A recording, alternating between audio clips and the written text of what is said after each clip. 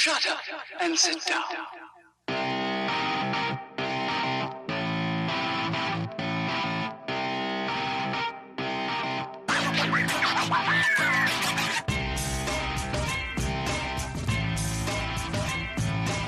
Welcome to the Bricks King podcast, where I'm going to bend your ear about Lego, review those amazing bricks of plastic, and discuss what is new and up-and-coming around the Lego world.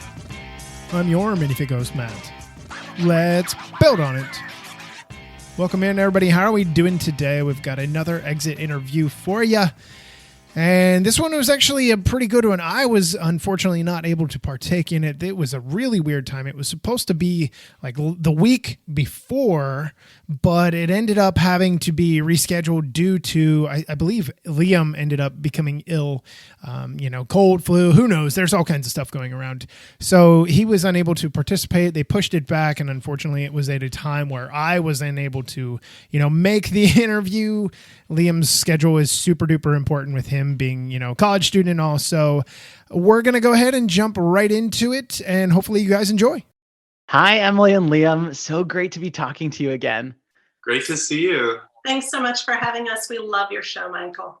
Oh my gosh. Thank you so much. The show loves you back. But wanted to talk to you just as my first question was, we heard a lot about like your history, your love of castles, Liam, you're dressing up as a pirate, all this sort of stuff. It felt like Lego Masters allowed you to sort of live out lots of different dreams, including a Lego dream. So looking back at your experience, I love both of your takeaways just on, kind of what an opportunity this was and kind of what your takeaways are. It's really true that this is like living out a dream.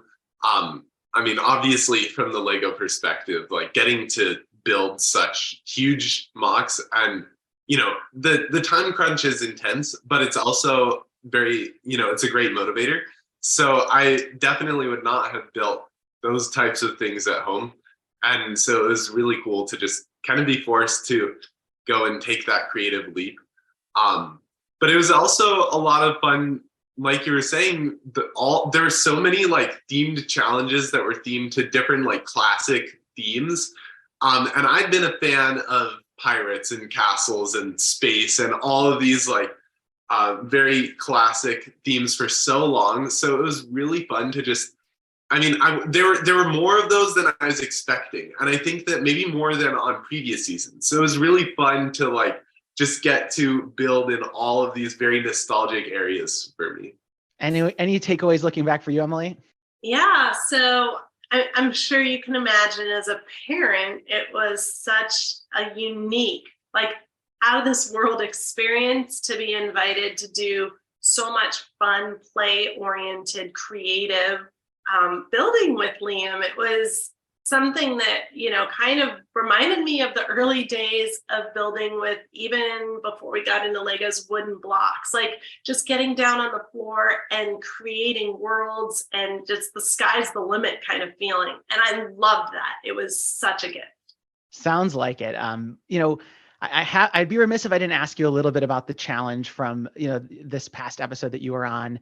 And, we saw that tense moment at the very end of the challenge and, the pressure's building and there's just all this. I was heartbroken, honestly, for you, especially with everything you're saying, Emily, like just get it on, all this stuff. It's like, I was right there with you. Walk us through that moment, because I feel like obviously it might be hyped up for the cameras, but what was going wrong there? Like, tell us what we didn't get to see. That was a very intense moment there in the moment, not just on camera. And there were, I think, a bunch of factors that kind of led up to that point. One was that my mom had pre-built all of these sky sections, right, that we were planning on putting up. But unfortunately, the missile took me so long to get all that detail that I didn't have as much time to help put those up at the end as we had hoped. So when we got to putting them up, we were going so quickly that we ended up putting a couple in the wrong places. So it was getting a little bit crunched there at the end. And then as we were trying to get that back to attach to the base, we were having issues because the studs weren't lining up correctly. It was a very weird problem because in theory, it all should have lined up. But something about like the combination, you have such the background that we were using was so long or wide, really, that like there are a lot of studs along there for it to kind of like have incremental errors that sort of add up when you're trying to attach that length onto the base and the studs on the base. And so something about it wasn't going together correctly. And I think that was like when it was most intense in a way, because we were like, this isn't working, and this should be working, but it's not. Yeah, and so that actually kind of led to the panic, and we lost time in there, and the edit doesn't show how much time we struggled with that, getting it to attach right. And then that's when we kind of made some missteps in putting up the panels for the wall and not getting everything quite right, because it wasn't like a straight wall backdrop like any of the other builds. There was something that had to come through it, and it had to seam up beautifully. And it was a struggle. And it was the end of our longest day of building on set in those 10 episodes. To be honest, it was from the outset not our favorite. We didn't love what we were assigned to build. We weren't, feeling that creative flow. We had our hands kind of a little bit tied with what we were allowed to do on that build. So that was a struggle for us there too. Well, even through the struggles, I think a really exceptional product came out of it. So you have a lot to be proud of. And, obviously we got to see a lot of your relationship on the show. I think that was like really maybe one of the most special things that we got to see on the show. Emily, you said, I never would have thought when Liam was playing with Lego as a child that he would end up here one day. And I'm just so honored he invited me to be his teammate and have so much fun. So, we talked about a little bit even preseason what this meant to spend this time together, but I know now, Liam, you're off at college. Like, tell us through looking back on it, what all this has meant to you to be together. It was such a wonderful experience. I think, this is my mom, and we've known each other as long as I've been alive, but it really brought us even closer together, because we, building for hours and hours, like, 5-6 days a week is a lot of time to be not just spending together, but also having to like get to know each other and how we work. Like my mom has been an incredible mom and teacher for me, but we haven't like collaborated quite in the same way before. So it was, there were definitely like, we had to really be even more attuned to each other and like what our needs were and how we were doing on set. And it was really, I'm just super grateful for that experience. And me as well. I don't know if you can tell, it's making me tear up again just to think about it. Well, listen, obviously all this genuine emotion, we just appreciate getting to know you and getting to be let in on all that. So, congrats on everything you did on the show. I'm so excited to see what comes next from this group. And I hope to be able to talk to you again soon. Thank you so much, Michael. We are really sorry. I'm so choked up. I couldn't say anything there for a minute, but I do want to say I am really deeply proud of everything that Liam brought to the show. You too. And I'm grateful we had 10 episodes and really had an amazing experience. So proud of his creativity and just the young man he's growing into. Yeah, so a lot to be proud of all around. Thanks again.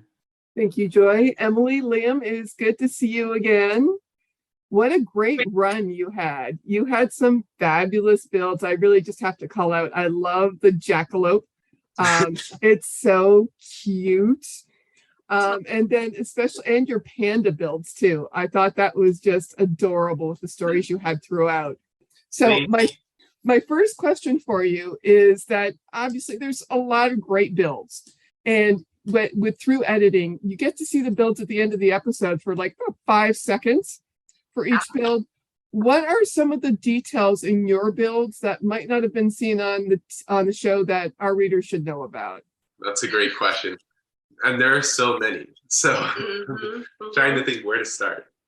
We could start with just spaceships come to mind. We had all of our family on the spaceship with us, and little stories of like the youngest brother had taken the controls and was trying to steer the ship, and the middle brother was playing video games and my husband was napping after having gotten us docked and, a long trip across the International Space Station, the galaxies to get to the ISS.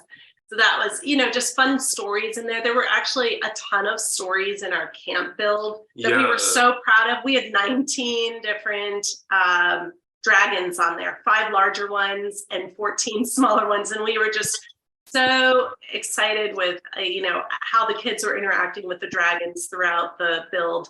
And very little of that showed up. Castle, you remember? Well, go ahead. No. Well, I was just going to say on our pirate ship, we had some other like resort features that weren't, really shown. Like there was a swimming pool on deck, and there was also like a little beach area on deck where they had like a little X marks the spot where they were burying some treasure. So just some extra little, fun details like that. Yeah. I had made a whole Persian carpet inside the captain's quarters too, to reflect some of our heritage. We were struggling to bring in some of our heritage actually on these builds, just because the parameters were very narrow on a lot of them. That was fun. The castle, half the story was dropped in the edit, and the whole reason behind the yellow explosion of bricks that came out of it, that was basically Queen Radiance's light bursting through and breaking the curse and kind of winning the day, so to speak. Oh, fantastic. I love hearing about these after the fact, so when I go rewatch, I can keep an eye open for them. My second question is, you talked about your building experience while you were there. What was the biggest difference for you building there on set versus building at home? There are a lot of differences between building on set and building at home, but probably the biggest is just the speed at which you have to build. You really don't have that much time to plan. You're just building, and so you kind of have to come up with ideas super quickly, but then also be able to just follow through with an idea and just put in those hours without having a lot of time to stand back and reevaluate. When I'm building at home, I will finesse a model for days on end, even if it's really small, and change things over and over until it feels just right. But on set, you really have to just be this is good enough, and moving on to the next part, because you only have such a small amount of time to do each component.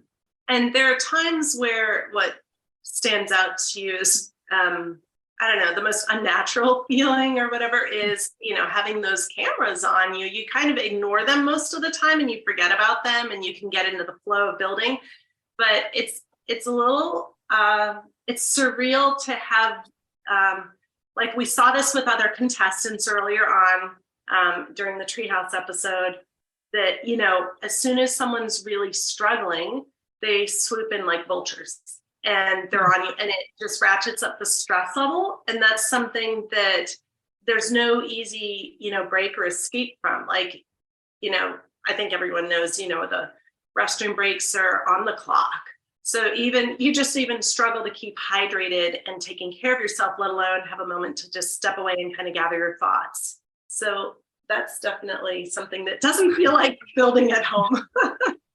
But on the plus side, okay, it is phenomenal to have all those bricks at your fingertips. I'm not gonna lie, the brick kit is amazing. Yes, it's lacking some of the pieces we might have wanted here and there, or in the colors or sizes or whatever. But for the most part, having the gift of having so many Lego bricks at your disposal is just phenomenal. And then also, when there are moments that you can pause and look at each other's builds and share the little stories and point them out to one another amongst the teams, those few show and tell moments that aren't just for the judges, those were such a joy too.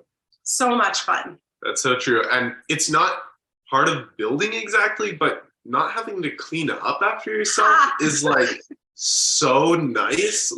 Huge thanks to all the brick pit staff who did all that cleanup, because it's a ton, and it really makes it a really fun experience in terms of like, you don't have to think about that when you're building. Yeah, I can't believe that wasn't top of my list actually. But you do start to take it for granted because you're just moving so fast and you're just like, oh, okay, originally we were going to build a panda. I think you know this, Naomi, for the rodeo, right? That was one of our first thoughts. And we had all these black and white bricks. And just in the, flip of a switch, you can run all back, drop off those bins, grab empty bins, and switch colors. And that is just such a luxury. I kind of wish I had my own personal crew to do that here in my own Lego room. That would be awesome. Yeah, we all would love that. And then to take apart some of your builds that you're ready to retire and sort them all out. Wow. Wow, that's a luxury for sure. My last question for you is, are there any particular favorite memories that you have with Will or Amy and Jamie that didn't quite make it on camera that you can share? One that comes to my mind is on the first episode, the first time we met Will, he came up and we were just introducing ourselves. And I said, like, so Will, aren't you so excited? Liam completes you. And he kind of paused for a second. I'm like, Will, Liam. And he laughed and he's, but that was going to be my job. And I was like, sorry. So it was just fun seeing how just what a great comedian he was. And there were moments where we were more stressed out on other builds where he would come up and, he would always bring that moment of relief to kind of remind us that even if we're having a difficult moment or, we're struggling with what to do next, to stop and step back and look around and appreciate that we have this time together and that we're in this amazing place and access to all these Legos and we are doing something really fun. So I appreciated that very much. One of my favorite memories that didn't make it on was when Chris Pratt was on set. They actually shot a bit with me meeting him as well, which unfortunately didn't make it on. But it was super, super surprising to meet him, and I was blown away by that. We have one behind the scenes picture from that day, so that's a real treat. Oh, that's great. That would be frustrating if you didn't have a picture memento of that. Yeah. Thankfully we've got one. Yeah. And I think with there were moments where Amy and Jamie would say, the Brickmasters would come and either share some, naturally there was so much helpful advice that was super amazing. Because as I went into this thinking Liam, this is an amazing internship opportunity and somehow I get to join you for it. This is so fun. You're going to get to actually hear feedback on all these builds and these ideas that we're working on from the Brickmasters. So that's pretty cool. And then there were also times where they were impressed with, for example, the rock formation for camp for the spire. What did Jamie say? Jamie, it was super cool. Jamie was like, this is the first time I've seen rocks built that way.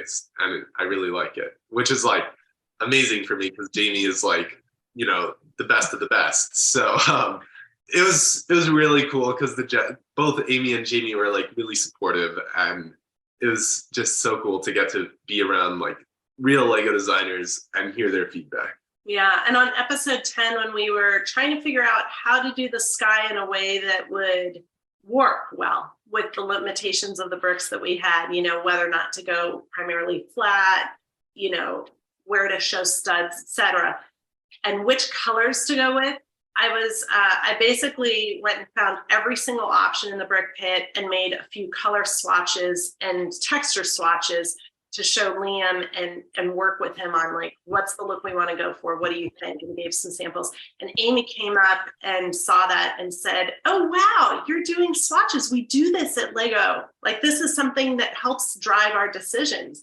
And I was like, yeah, I didn't know how else to help us make the best decision, because we knew that it's easy to think that the colors that you're picking are subtle and then discover that they're not at all once you have it all put together. So wow, those are great memories for sure. And That's all for me, but I do want to thank you for your time. I really enjoyed your builds this year. Emily, I think it's awesome. You're the first woman who had the golden brick. Oh, thank you so much, Maggie. You're the first of several, I hope. And I will turn it over to the next one. I hope to see you at a Lego convention sometime. Thank you so much. We look That'd forward be to awesome. meeting you in person. Yeah. Thank you, Joy. And hello, Emily and Liam. It's so good to see you again. I know we got a chance to meet at BrickCon. And in fact, I wanted to just say, Emily, you are so kind because you were the very first Lego master, I believe, that I met at BrickCon. And you are so authentic. I really appreciate you both. And I love the fact you both love pandas. That's Oh, thank you so much. So my first question is, you had mentioned at BrickCon, you used an analogy with regard to an oboist in a band or in an orchestra. And I was hoping you would repeat that for us, because I thought it was a really great message to tell people about the casting process. They're looking for specific people, but that doesn't mean that you yourself are not a good Lego master. So if you could elaborate a little bit more on that particular quote and also the casting process and how that was for you. Sure. Thanks for asking that, Naomi. So if I recall correctly, the question that we had was about, how can you set yourself up better to, have a stronger application if you're going for Lego Masters.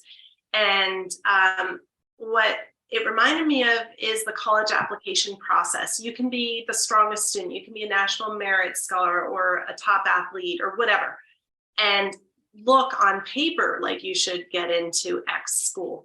But if X school is not interested in, I guess the example I gave was they have enough clarinetists and they do not need any more. They really just need a new oboist to fill that spot. Then you could be the world's most phenomenal clarinetist, but you're not going to get the offer. It's not going to be a match at that time. And luckily, with Lego Masters, we are seeing more seasons coming. There are more opportunities. It's not like applying for college where usually it's kind of considered 1 year that you look at it, although for many adults it's done differently, and so that's great. But for Lego Masters, put together your best application, put your best foot forward, and then know that there is an ensemble that they're pulling together, really. Because if every single Lego Master was the equivalent of an oboist, whether that's in, the demographic that they represent or the skill set. I mean, we've got, a variety of builders' strengths on the show, right? There are very few people who are strong in all different ways. Some will gravitate more toward whatever, brick built sculptures, or others are fabulous with the details, or some are more engineering oriented. Others are phenomenal with their storytelling and their color and so on.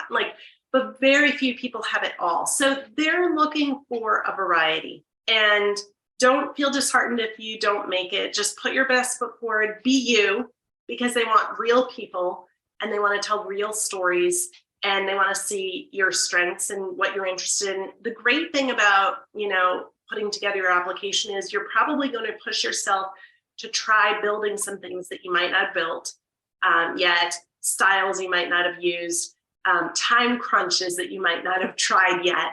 And as you put together your portfolio, so to speak, if you don't already have all of that done and ready, then you're growing and you're learning in the process. So there's nothing to lose. Just why not go for it?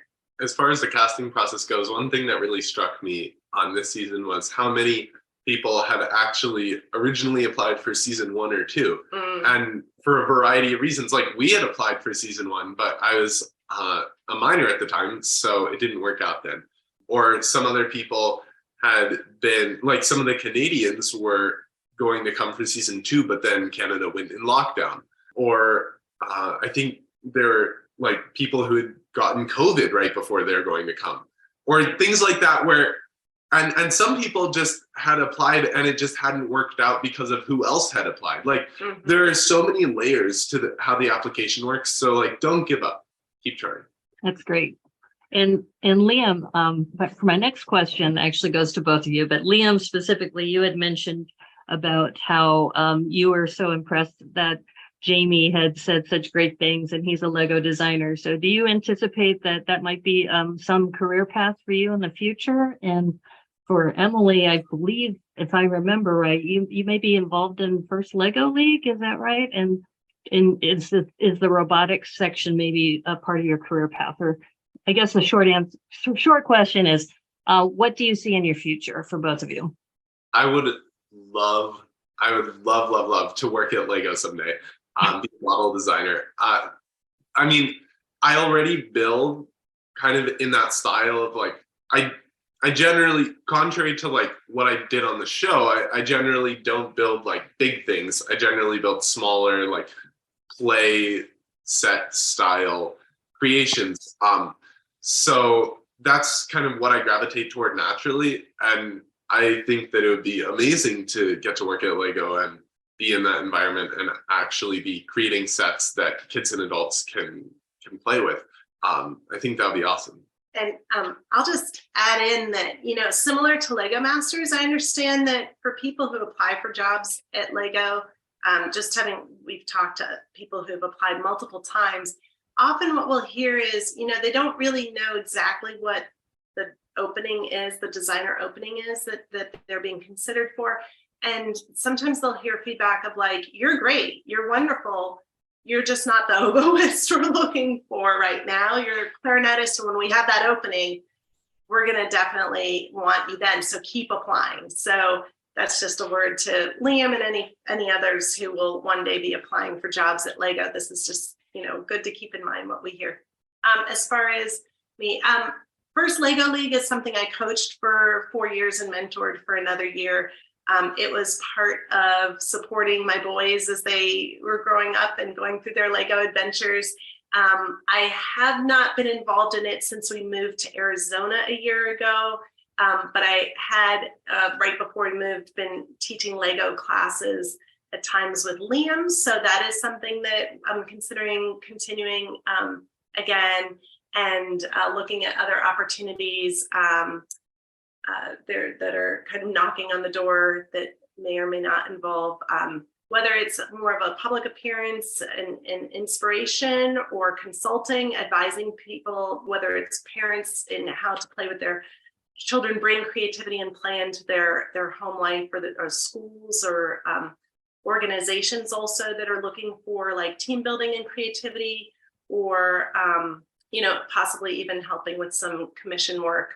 I'm open and just seeing what the universe brings next. That's great. Thank you for those answers. And my last question, which I've been asking several of the contestants, is what are the top 3 things you think make a successful Lego Master? I would say the top thing probably would be teamwork skills. Building skills are very important, but if you can't work together as a team, then you really can't get anywhere, because the team is so important. I mean, you can't do it solo, and you have to be able to work well with your teammate, bounce ideas off each other, but also support each other through the challenges that come with it. And I think that a lot of the time when people go home, it's because their team was experiencing challenges, not necessarily because of like their individual building capacity. So that's one. Do you have a 2 and a 3? This is a great question. I don't know. What would you say as to building skills, maybe? Or like?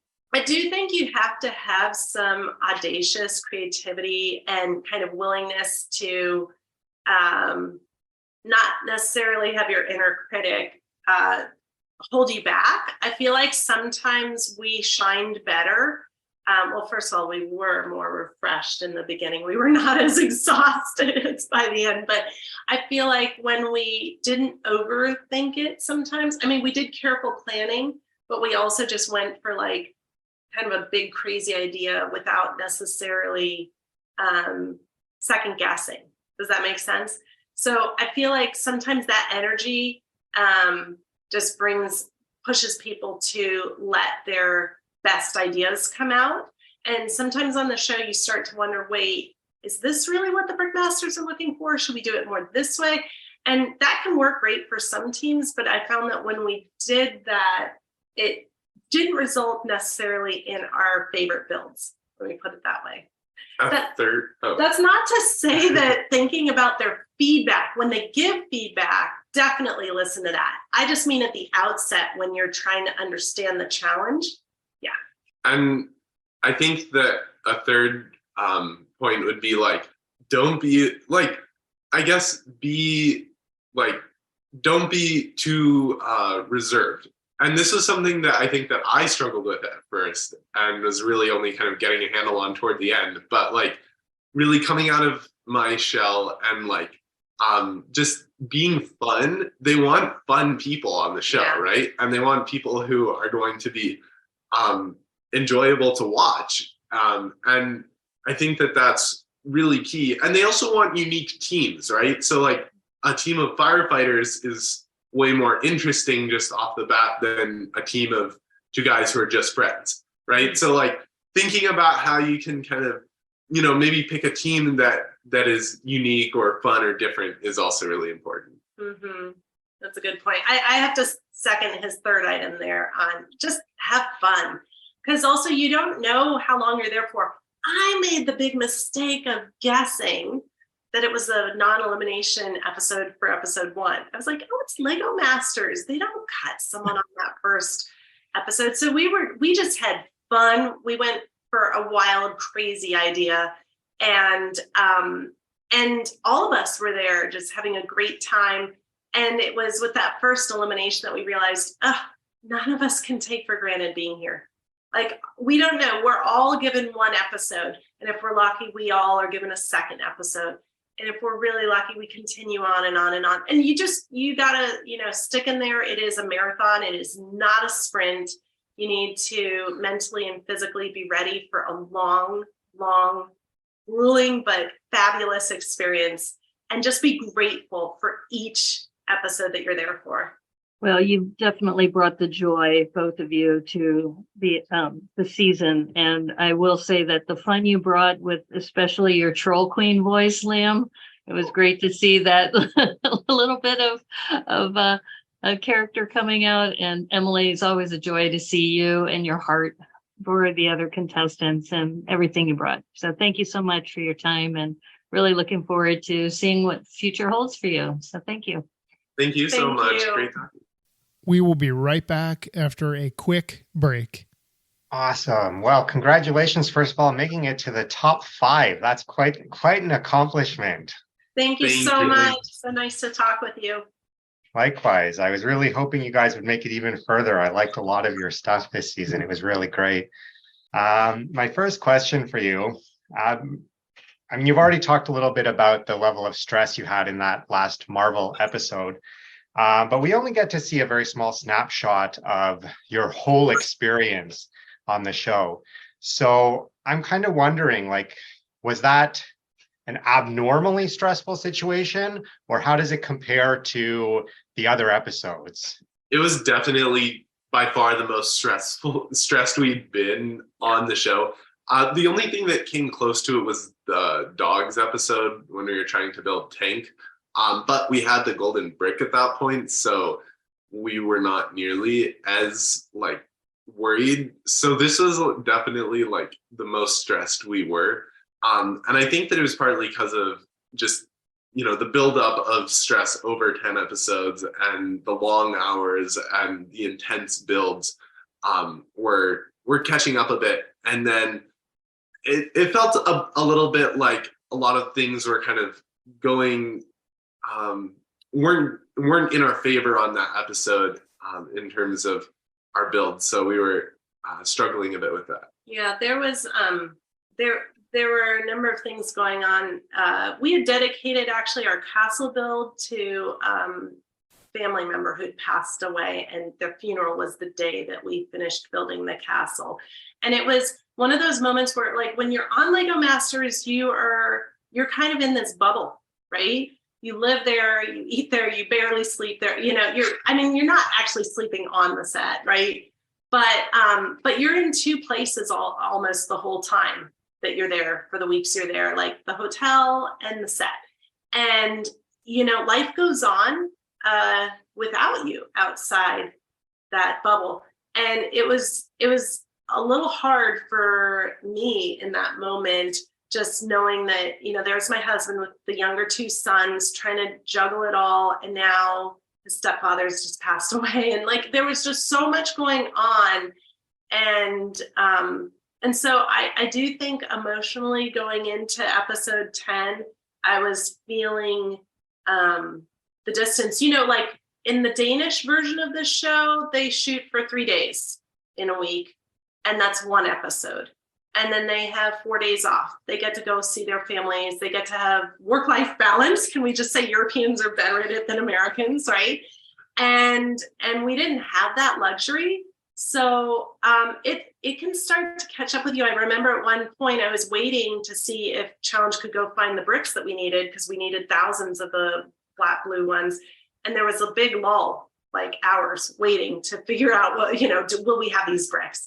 And in that time, I remember feeling like, because there was only Sky and the missile to work on, and I worked with Liam for a few hours there on the missile, I remember kind of feeling like there wasn't enough to be working on, and it was hard to feel like my head was in the game the same way. So, for example, had we had a build where, okay, if this is, you see our screen, like we were given a build that we had to show the picture that was the full width of the base plate, okay? And because of the minifigure scale and the missile. And others had some much smaller scenes that they had to recreate. And then everything they built out around it was kind of like open to interpretation. Like, how do you see the rest of that scene based on what you know from, the minutes around it, okay, from the movie? So there was like a little bit more creative latitude in there. And that's where I think we enjoyed Lego building much more on the show. So that was, sorry, it was a long answer, but I don't know if I don't even actually remember now what your question was at the beginning. I'm so sorry, Thomas, but if you want to repeat it, feel free to go for it again. No problem if at I all. hit the note or not. It's just the question was this particular episode, I guess, more stressful than other episodes? Yeah, so sorry. The short answer is definitely, for sure. And there were some things that happened in that episode that also just, we could tell. We knew that we weren't the only ones seeing that ours was not exactly the epic movie moment that would have been great to have built, but it was like, I counted up how many hours we built on Lego Masters the other day. I was just curious, like, how much did that all add up to? And it was 106 hours. And when I think about that, the 90 some hours before episode 10 were overall really amazing. We woke up every day ready to build Lego. We were excited to be there.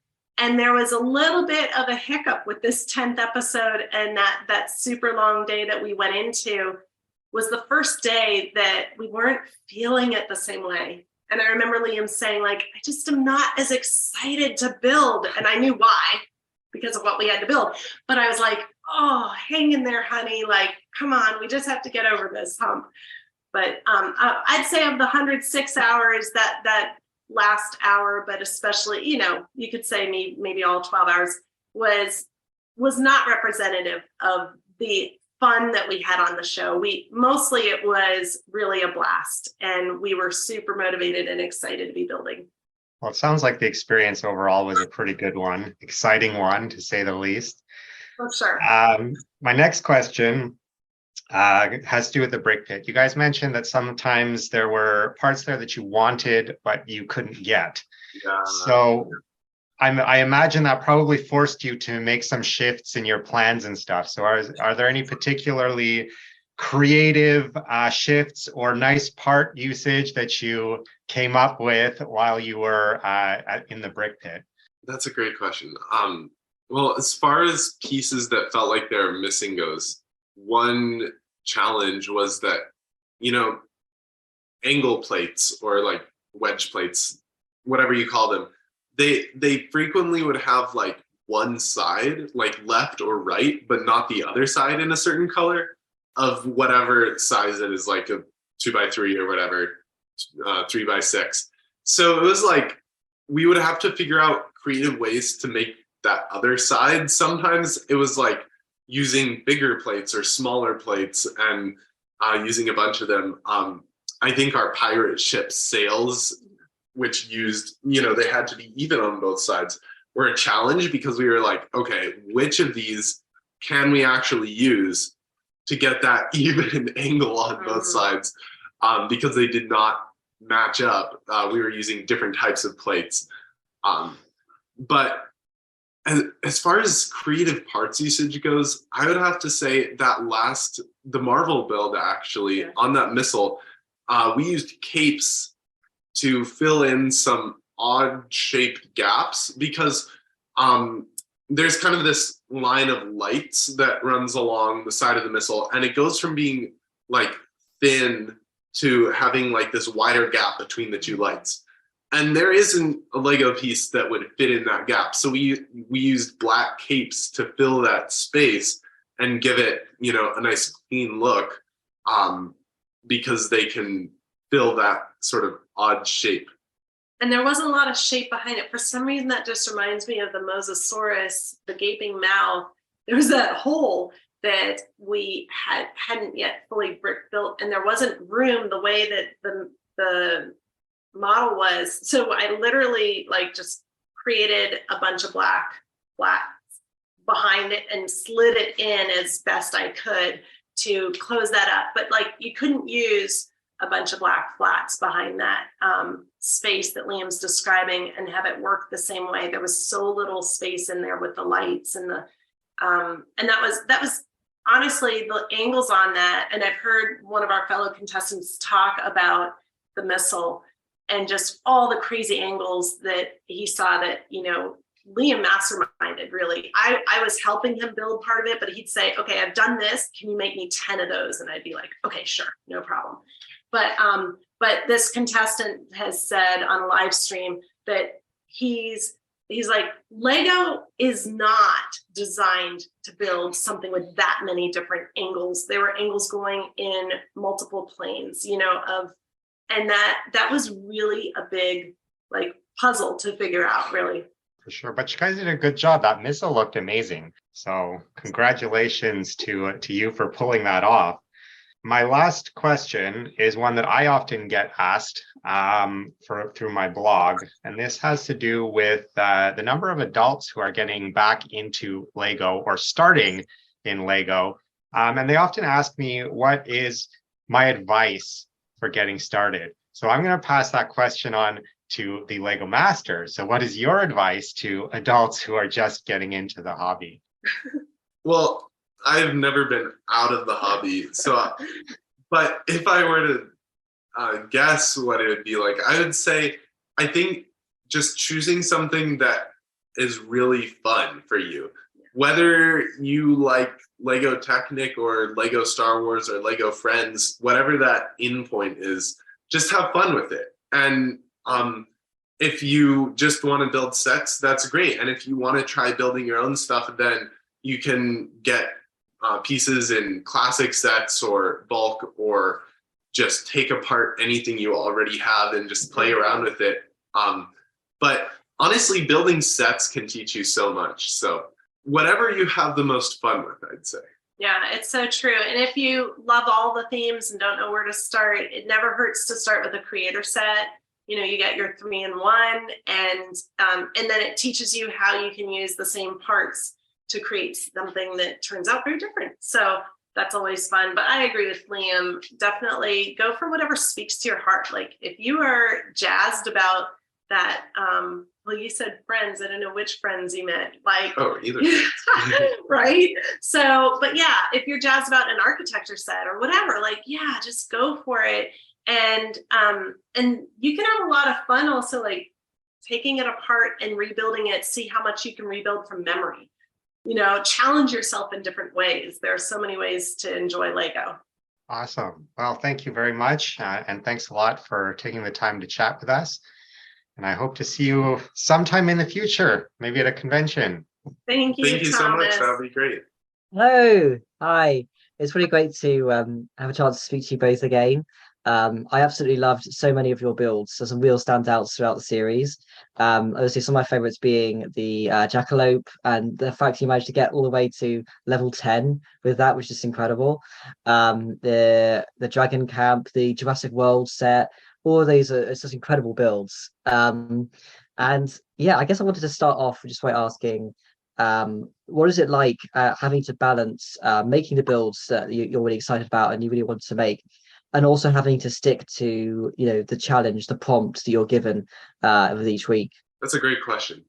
I feel like a lot of what we build on the show aren't creations that we would build at home, either because we don't have the pieces or the time, or because it's just not something that we gravitate toward. Like, I would have never imagined building a working Lego mini golf.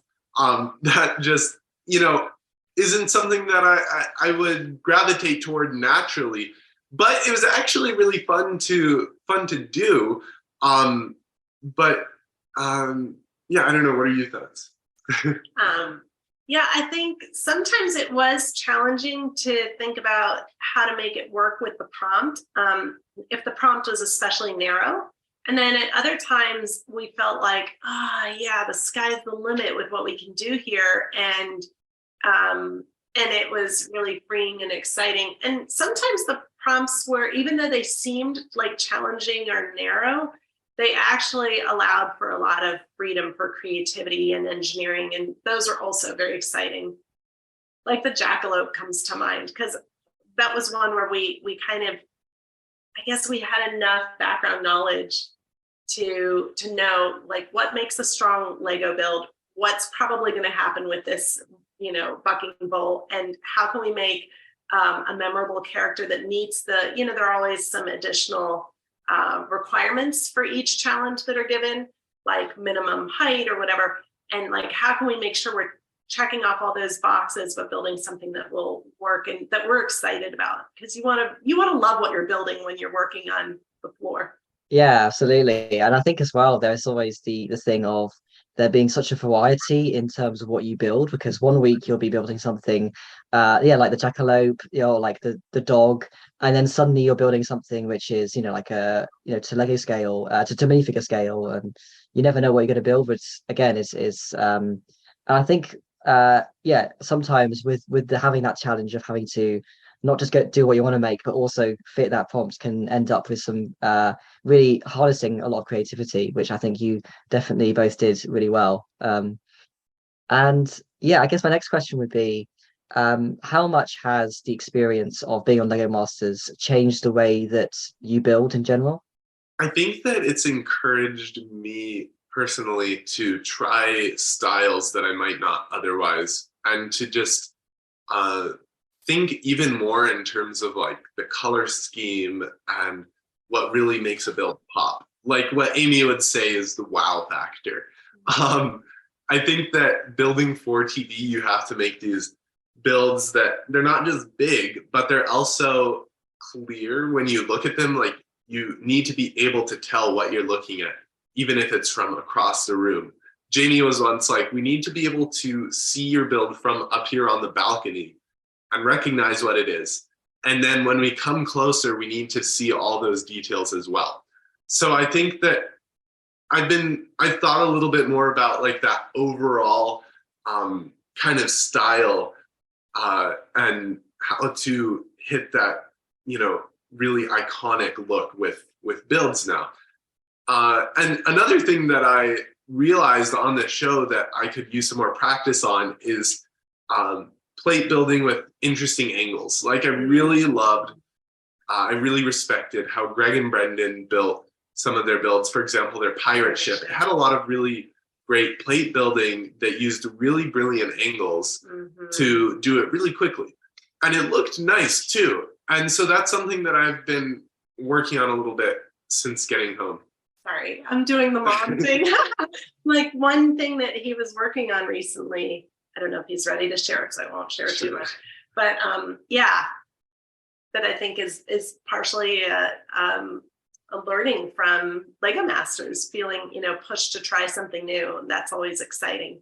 That is a really interesting, I think, kind of takeaway to kind of from the show really is having to kind of like think about what a build looks like, from different angles, because I think I feel like you're naturally you just think of it as being like, this is going to look really good from where I am right now, but having to kind of go like, oh, does it look good on the sides, does it look good on the back, all that stuff is it's like, in a way you're putting in the work of like 4 builds, each side is like, It's so true. And that was actually something important for us that we learned in the beginning is, how is this work going to be displayed? From what angle is it going to be judged? Is it a 360 judging, or is it just from the front? And then also, Brickmaster Amy did a great job of, I think she mentioned this to every team early on, but I remember it from especially episode 2, where she said, make sure you're stepping back every now and then. You're pausing from the work on the table, which is, where we have our blinders on a lot of the time when we're just throwing on bricks as fast as we can. So make sure you step back several feet and look at your build and make sure that it's reading the way you want it to. Because if it's not, you want to make that change earlier. And that was something, I think on that build, we finished early enough that we stepped back and we said, oh, wait, that houseboat color is the same color we had used white. It's the same color as the teeth and of the white caps on the water. And it's too much white. It doesn't read well. So we actually rebuilt our entire houseboat in a different color scheme in that last half hour, because we realized like the composition wasn't quite what we were aiming for. Wow, yeah, that's definitely something that I need to sort of consider more. I guess just sort of step back and actually kind of see what it looks like for a distance. And as well, with being on set, you don't really know, like, I'm sure you're thinking at the time, I wonder how the camera is going to be kind of moving, or what angle they're going to go by, because you don't really have control over that, do you, until they do that. So yeah, I guess my last question would be, what is your standout sort of like favorite moments? If there's just like one that really stands out from the entire series. One that just comes to mind is when the jackalope hit level 10. That was just so fun. And we did not know how well ours would do. Like we had, we couldn't test it at all. So we were just kind of guessing, right? Everyone there was guessing about what would work best. And we put in a lot of thought into, the engineering behind that. And we were so thrilled when it all worked as we had hoped it would. I have to agree. That was one of my very, very favorite moments. I don't know, I've been a little bit emotional at moments in this interview, because, well, it's, even though it was 6 months ago, having just watched it, it kind of feels very fresh and raw again. So I will say that not the happiest moment, of course, but in the final moments of kind of the goodbyes and the statements that were being shared by, especially Jamie, Amy, and Will, I realized that we had not just brought our best creativity to the show, but we had brought our relationship to the show. And that like, we've seen it play out since the show aired. There are so many parents who've reached out to me, and even actually kids who want to build with their parents, but who were touched to see a parent-child, a mother-child team on the show, and just really feel inspired by that, and feel inspired to keep building with their kids. Like, sometimes you get to a point in parenting where you realize your child is relatively independent and doesn't necessarily want to play with you anymore, or whatever. But then you realize, like, wait, I have a choice here too. I can enjoy building with Lego. I can enjoy building parallel with my child, and sometimes even build together. And what's so exciting about, since we've been on the show, I've seen my middle and youngest sons have a resurgence of their love of Lego, and they're pushing themselves to build in new ways based on new things Liam's trying. And Liam has kind of given us all tutorials on, like, hey, look at this cool way I figured out how to build posable characters or whatever. And so, like, the whole family ends up in the Lego studio building. And it's just really exciting for me to see that, because it's not, this is not something that's going away for our family. It's going to continue evolving and growing. And we're excited about that shared love. That's absolutely wonderful. And I think that, I definitely feel like that's, I think you definitely are going to leave an impact, both of you. I think that, not just your dynamic is, being, a mother and son working together, but I think also as well, just like, just seeing, I think really you're like going from being at a hugely amazing level already at the start, but really sort of just growing, as the series is, sort of developing as well. I was always really excited to see what you'd bring onto each episode, and I thank you so much for your time, and I'm really excited to see what you do in the future as well. Well, that'll wrap up this episode. I hope you guys did enjoy the interviews with Emily and Liam. A lot of good stuff to be taken away from there. Hopefully you learned something. That interview in general, you could really feel the emotion that came out. Just not to say that there weren't in others, but it was just different. You could feel it on the show, especially. And it had a different vibe to it. And listening back multiple times as I was editing through this, it was just, you could really feel Emily's heart, like really in there. Like there was a real mother-son connection there. It was really, really incredible. So we're going to wrap this up, and make sure you stand by for episode number 11, where they had the NASCAR go-kart challenge with William Byron. And then also coming up, we are coming up on the very end of the season. Exit interviews are going to be coming quick and fast. The last few teams that are remaining, and that is going to blow by before you know it. So catch up on the episodes while you can. Plus, we've got other stuff coming as well. But for the Lego Masters, things are going to fly by super fast here at the end. So until we meet again, I'm your minifig host, Matt. Let's build on it.